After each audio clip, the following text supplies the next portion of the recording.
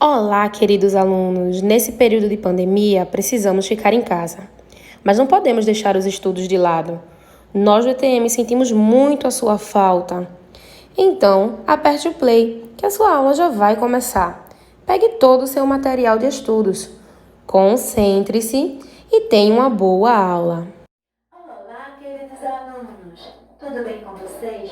Espero que sim, espero que estejam todos bem, todos se cuidando, se protegendo em casa, assistindo aos vídeos, realizando as atividades, ok? Vamos para a nossa aula de hoje. Vamos lá? Turma do 4º ano, disciplina de português, ok? Mas antes, vamos baixar nossas cabecinhas e falar com Deus, ok? Com esse ser todo-poderoso. Vamos lá? Pai nosso que estás no céu, santificado seja o teu nome. Venha a nós o teu reino. Seja feita a tua vontade, assim na terra como no céu. O pão nosso de cada dia nos dai hoje. Perdoa as nossas ofensas, assim como nós perdoamos a quem nos tem ofendido. Não nos deixe cair em tentações, mas livra-nos de todo o mal. Amém! Não esqueçam que tia Lânia continua com muita saudade de todos. Porém, vamos esperar que tudo isso passe, ok? Por enquanto, tia Lânia está aqui gravando os vídeos para vocês, para que vocês assistam em casa, ok? Realizando as atividades também em casa, ok? Vamos lá, vamos à nossa aula de hoje.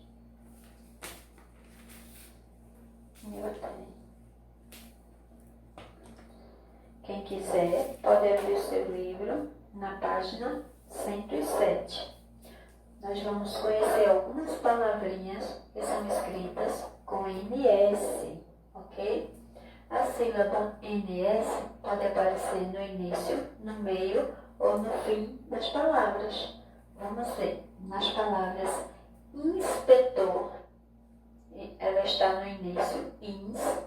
Na palavra transporte, ela está no meio. E na palavra construção, ela está também no meio. E no final da palavra, como é que ela é empregada? O NS, vamos ver. As palavras terminadas em NS indicam o plural das palavras, que formam singular terminadas em M. Por exemplo, álbum vai ficar como álbuns. A palavra viagem vai ficar como viagens. A palavra item vai ficar itens. A palavra pudim vai ficar pudins, ou seja, o M foi trocado pelo NS. Então, o NS também é usado no plural das palavras terminadas em M.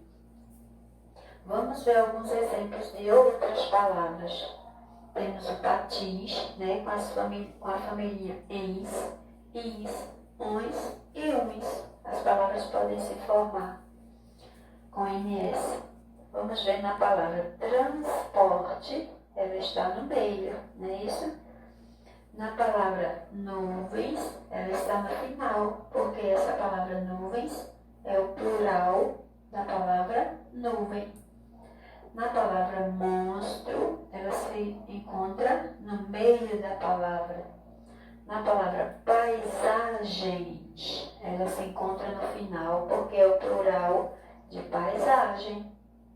Na palavra Rubens, ela se encontra no final.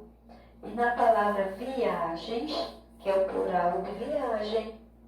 Na palavra sons, que é o plural da palavra som. Parabéns, né, que se encontra no final da palavra. Inspetor no início. Batons no final, que é o plural da palavra batom. Jardins no final, plural da palavra jardim. E patins no final. E bombons no final, que é o plural da palavra bombom. E álbuns, que é o plural da palavra álbum. E instrumento, ela se encontra no início da palavra. Patins, ela já é uma palavra que ela é escrita assim normalmente, singular ou plural ela é usada. Como a palavra também parabéns, ok? Que é escrita dessa maneira, não tem plural nem singular, ela é escrita assim. E Rubens também. Vamos completar ali e formar algumas palavrinhas utilizando o NS. Vamos ver, as sílabas estão embaralhadas e nós vamos construir a palavra. Vamos ver a primeira,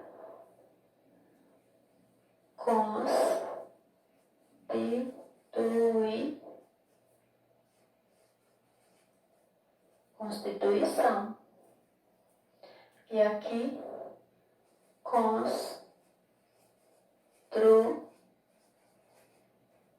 construção. E aqui,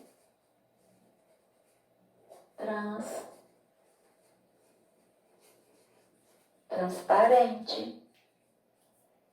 E aqui, transpiração.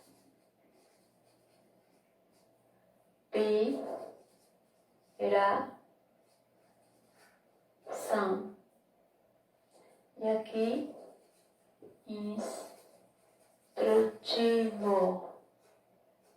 instrutivo. E aqui,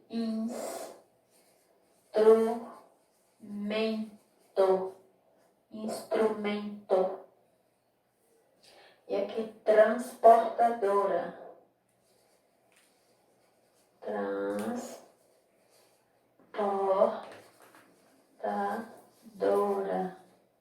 Transportadora. E aqui, constrangimento.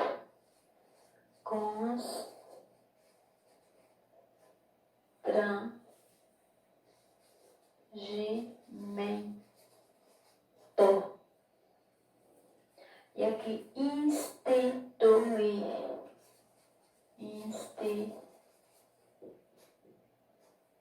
instituir. E aqui, demonstração.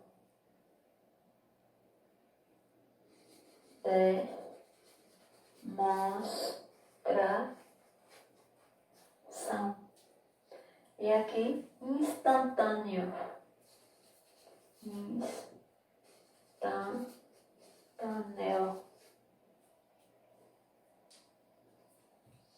E aqui, monstruoso.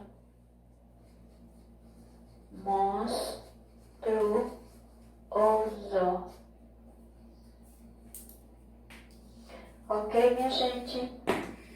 Por hoje é só. Espero que vocês estejam realizando as atividades de vocês, ok? Não esqueçam de se cuidar, se proteger, de higienizar as mãos com frequência, mesmo estando em casa, ok? Um cheiro para todo mundo, se cuida, tá? Tchau, até o próximo vídeo. Meus amores do quarto ano, mais uma semana de aula. E aí, como vocês estão, galerinha? Estão se cuidando, se protegendo, estão ficando em casa? Isso é muito importante, tá bom? A nossa linha de hoje é sobre as capitanias hereditárias. O que são as capitanias hereditárias? Bora ver? Em 1534, o Brasil foi dividido em 15 extensas faixas de terras do Tratado de Tordesilhas, ao litoral doadas a 12 donatários. Então, logo no começo, no ano de 1534, o Brasil ele era amplo, era uma ilha sem divisões, sem estados, sem cidades, sem regiões. Então, o que fizeram? Dividiram elas em faixas de areias, denominadas de lotes. Esses lotes foram divididos e doados a 12 donatários. O que era donatário? Era o dono do lote. Então, qual era o objetivo disso?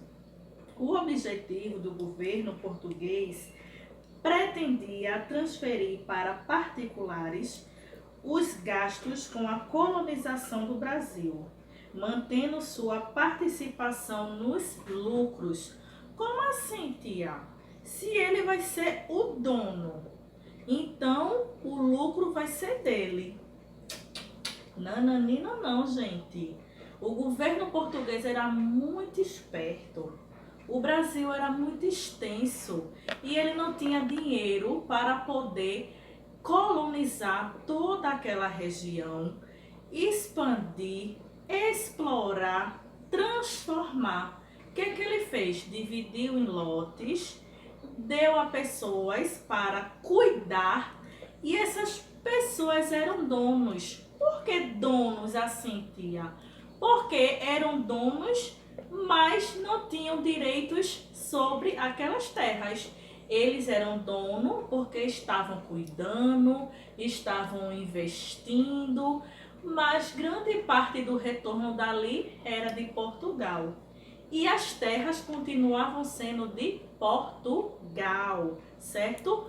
Por isso que o objetivo do governo português era apenas que as pessoas donatárias tivessem ali a mão de obra, o financiamento que o governo português não tinha condições naquela época.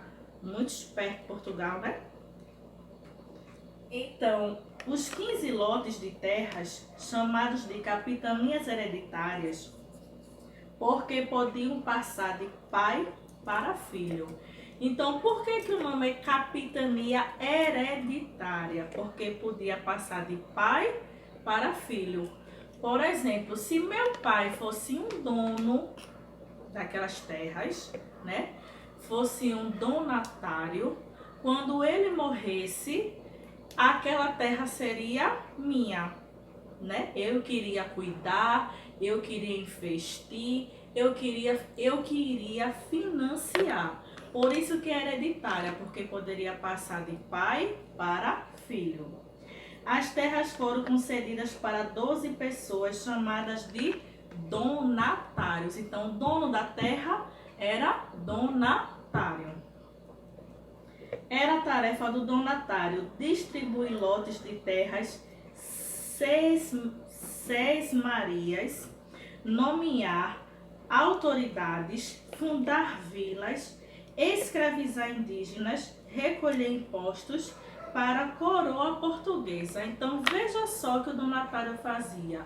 Ele cuidava, ele investia, ele cuidava não, né? Explorava os indígenas, recolhia o imposto, mas tudo aquilo que era de lucro era para Portugal.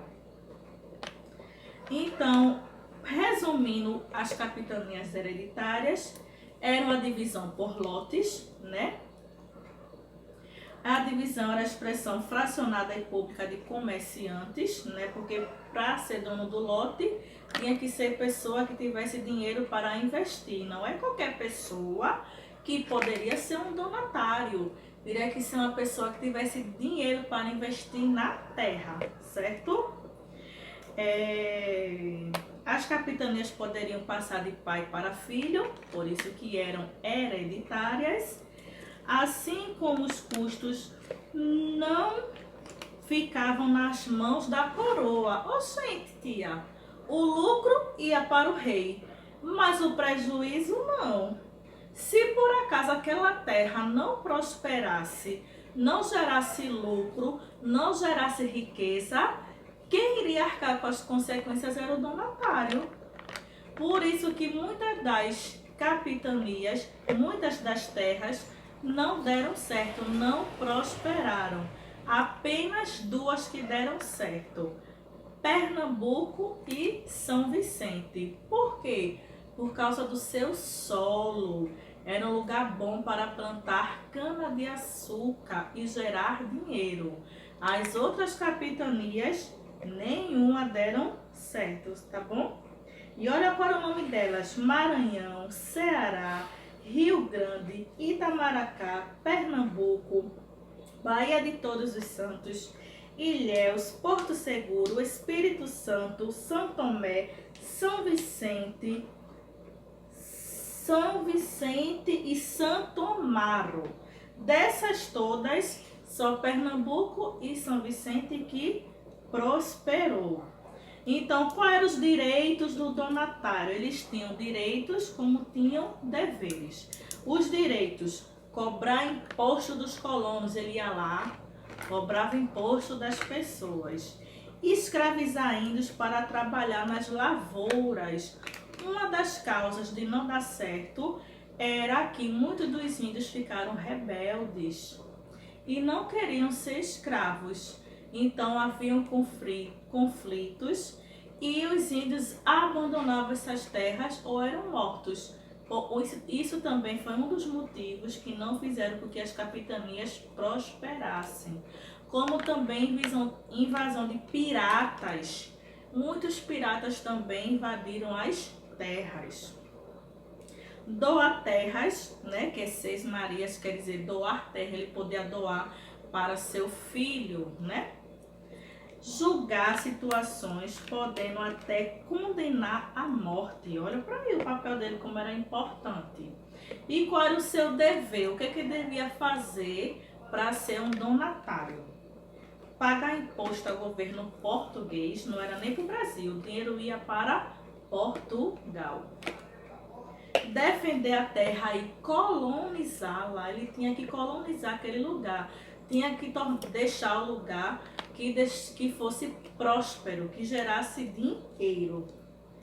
Prover o progresso das capitanias com seu próprio recurso, pois é, ele tinha que pegar o seu dinheiro para investir.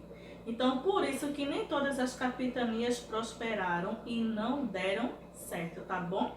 Então, façam a leitura no livro, aprofundem os estudos, né? Façam as atividades. Um cheiro no coração e até a próxima aula. Tchau, tchau!